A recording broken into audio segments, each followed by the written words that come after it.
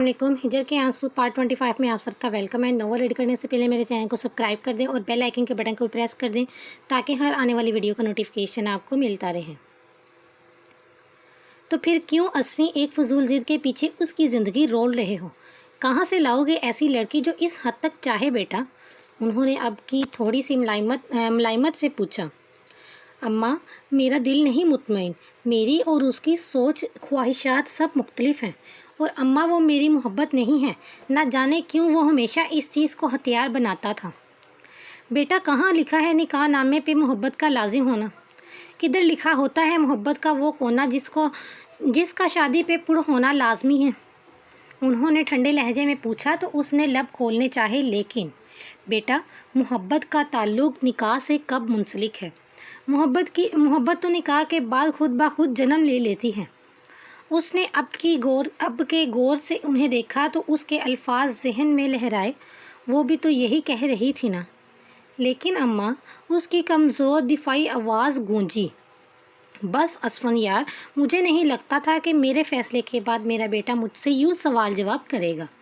लेकिन अब बस, तुम्हें मोहब्बत है या नहीं? मैं कल निकाह की डेट फिक्स करने जा रही हूँ और ये मेरा आखिरी फ़ैसला है। और हाँ, कबाइशा को मैं कभी इस घर में ज़री की जगह आने नहीं दूँगी, इसलिए फ़ैसला रात तक सोच समझ के कर लेना। उसे बोलने का मौका दिए बगैर वो फ़ैसला सुनाती चली गई, जबकि वो अपने बाल नोचता वहीं बेड पे बैठ के सोचने लगा। उसे वाकई ज़री से ज़ाती पुरखश ना थी, लेकिन उसकी ख्वाहिश थी कि इस शादी मोहब्बत की शादी हो। और दूसरा, फैमिली में शादी के सख्त खिलाफ था। लेकिन पहले ज़री ने शहीर से शादी का बताया तो उससे मुतज़ल्लल किया, और अब अम्मा। वो जानता था कि मामू को शहीर का रिश्ता शाहनवाज भाई के किसी सूरत नहीं देंगे, लेकिन उनका इरादा सिर्फ उन्हें अपनी चौखट तक लाना था। और यही एक ऐसा पॉइंट था जहां आके वो बेबस होता था कि उसकी अम्मा उसके मामू से दिलो जान से मोहब्बत करती थी। लायानी सोचों में घिरे वो वहीं बैठा ज़मीन को घूरता रहा। वॉश बेसिन पे झुकी वो गहरी सांस लेती, टेप से निकलती पानी की धार को देख रही थी। इसका सर किसी लट्टू की मानंद घूम रहा था। उसने लंबी सांस भरते हुए ठंडे पानी के छपाके मुंह पे मारते टेप बंद की और सीधा होते उसकी निगाह अपना अक्स पे पड़ी। जर्द चेहरा, बिखरे बाल और उलझी हुई सांसें। वो पीच कलर के सिंपल सी सूट में टूटी हुई इमारत की जिंदा मिसाल लग रही थी। लोग स्याह बख्त होते हैं, सुनती थी मैं। अब कभी आईना देखूं तो सोचती हूँ मैं। वो लड़खड़ाते कदमों से वॉशरूम से बाहर निकली और बेड पे ढेर सी गई। उसके सर में धमाके हो रहे थे। उसे पिछले चंद दिनों से अपनी तबीयत गिरी हुई महसूस हो रही थी, लेकिन उसने सीरियस सुना लिया कि इसका बीपी अक्सर लो रहता था, तो उसने उसका असर समझा। लेकिन कल से उसे मुतमली फील हो रही थी। साइंस की स्टूडेंट होने के नाते वो इतना समझ सकती थी कि ये कैफियत क्यों, लेकिन वो जान के भी ये समझना न चाहती थी। वो नहीं चाहती थी कि उसके चंद लम्हों की जज्बात इंतकामी कार्रवाई उसके पैरों में कोई जंजीर डाले। वो इस शख्स को कोई खुशी नहीं देना चाहती थी, ना इस रिश्ते को कोई स्पेस, क्योंकि इसके दिल में सब एहसास मर चुके थे। वो बहुत बुरी तरह से डर चुकी थी, और तब पहली दफ़ा उसका दिल किया कि वो बासी हाउस जल्द से जल्द चली जाए, कि इधर वो अगर रही तो सब जल्दी नोट करेंगे, और इस बदतरीन खदशे की तस्दीक वो करना नहीं चाहती थी। जबकि इधर मिसेस अब्बास उसकी वजूद से वैसे ही लापरवाह रहती थी, इसलिए वो वापस जाना चाहती थी। कभी डर से उसकी सांसें उलझने लगती, तो कभी वो खुद को तसल्लियाँ दे रही होती थी कि बहुत बार पहले भी ऐसा हो चुका था कि बीपी की वजह से उसकी ऐसी तबीयत ख़राब हो जाती थी। लेकिन बहरहाल वो भी था जो वो शिद्दत से इस बात की मुतमनी थी कि जो ख्याल उसे डस रहा था वो हकीकत का रूप धार के उसके सामने मत आए। उसने गहरी सांस भरी और मुड़ के अपना मोबाइल तलाशा और मरियम से बात करने लगी, जिसकी कुछ देर बाद मिस कॉल आ चुकी थी। अब्बास अंकल और उनकी मिसेस कल की फ़्लाइट से वापस आ रहे हैं, और वो भी कल वापस जाना चाह रही थी। वो डर चुकी थी। मोबाइल रखते ही हुए उसकी निगाह हमेशा की तरह उसके मैसेज पर टिकी, लेकिन अगले ही पल उसने बेहिसी से मोबाइल परे डाल दिया और सोने के लिए लेट गई। वो बार बार परेशान नज़रों से गेट की जानिब देख रही थी, जबकि इससे कुछ फासले पे दरख्त के नीचे खड़ी हमाइल फ़ोन कान से लगाई धीमी आवाज़ में बोलती जा रही थी। کتنی دیر ہے اور مزید؟ چند لمحے رک کے اس نے دوسری جانب کی بات سنی اور پھر بولی، اوکے تم اپنا کام جلدی سے مکمل کرو، میں اتنی دیر تک اس سے بات کرتی۔ وہ کتنی جلدی سے کال کاٹ کے دل اویس کی جانب بڑھی۔ کیا ہوا، اتنے پریشان کیوں ہو اویس؟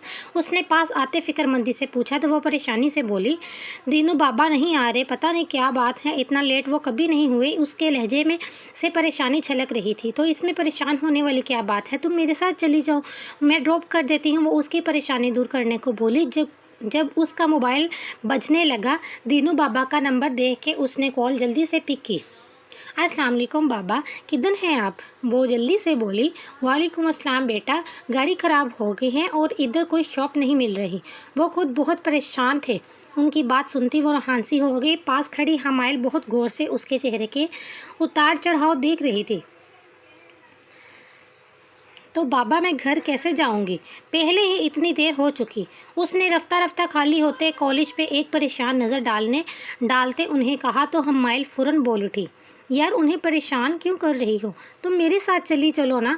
اس کی بات پہ وہ تجزب کا شکار ہوتی جب وہ پھر سے بولی، یار میں تمہیں تمہارے گھر ہی چھوڑوں گی، دوست ہوں تمہاری میں۔ وہ ہلکے پھلکے انداز میں بولی تو وہ خفت کا شکار ہوتی بابا کو اس کے ساتھ جانے کا کہتی کال کاٹ گئی اور قدرے متمالل انداز میں اس کے ساتھ اس کے اشارے پہ قدم بڑھائے۔ یار ریلیکس رہو، دوستی میں بھی اتنی انکمفرٹیبل اور فارمل کیوں رہتی ہو؟ اس کا گریز دیکھتے وہ بولی تو وہ جھمپی بولی، نہیں ایسی بات نہیں ہے، تمہارے بھائی کو ایشو تو نہیں ہوگا نا میرے آنے سے؟ وہ اس انداز میں بولی کہ اس کی بات سن کے وہ ماتھا پیٹ کے رہ گئی۔ اوہ خدا کی بندی، انہیں کیا ایشو ہوگا؟ تم کون سا گاڑی اپنے نام کروا لو گی؟ اور خبردار تم نے مزید کوئی فضول بات سوچی تو؟ وہ انگلی اٹھا کے بولی تو اس نے لبوں پہ مچلتی خفت زدہ مسکان چھپانے کو سر چھپا لیا۔ السلام علیکم، اس نے گاڑی کے قریب پہنچتے بنا دیکھے عادت کے مطابق سلام کیا اور حمائل اس کے لیے کھلے گئے پچھلے دروازے سے اندر بیٹھی تو حمائل اس کے ساتھ بیٹھ گئی۔ جب گاڑی میں ایک گمگیر سی آواز گونجی، وعلیکم السلام دلاویز، یہ میرے کزن بردر ہیں داؤد، اور داؤد یہ میری بہت پیاری دوست ہیں دلاویز۔ اسے یوں چپ دیکھ کے حمائل نے تعارف کروایا تو اس نے ذرا سر اٹھا کے ڈرائیونگ سیٹ پہ بیٹھے شخص کی پشت دیکھے ہوئے ہولے سے سر ہلایا تو ٹو میٹ یو مس دلاویز۔ پھر سے وہی آواز گونجتی تو اس نے آہستگی سے تھینک یو کہتے سر کھڑکی کی طرف موڑا، اس بات سے بے خبر کہ ڈرائیونگ سیٹ پہ بیٹھے اس شخص کا مکمل دھیان اور فوکس بیک سیٹ پہ بیٹھی دلاویز کے سفید یونیفارم اور دوپٹے میں لپٹے مومی چہرے پہ تھا۔ پورا رستہ گاڑی میں حمائل کے بولنے اور وقتاً فوقتاً اس کے ٹکر لگانے کی آواز آ رہی تھی، جبکہ وہ اپنا سارا دھیان باہر کی طرف گامزن کیے بیٹھی تھی۔ ایڈریس چونکہ وہ حمائل کو پہلے ہی بتا چکی تھی، تبھی گاڑی ان کے خوبصورت گھر کے سامنے رکی تو وہ اپنا دھیان سے چونکی اور پھر حمائل کو اندر آنے کی دعوت دینے لگی، جو اس نے بہت شائستگی کے ساتھ رد کر دی۔ آئی سویئر یار نیکسٹ ٹائم ضرور آؤں گی، ابھی داؤد کو آفس جانا ہے، اس نے کہا تو وہ ایک دم سے خیال آیا تو وہ اس کی طرف متوجہ ہوئی۔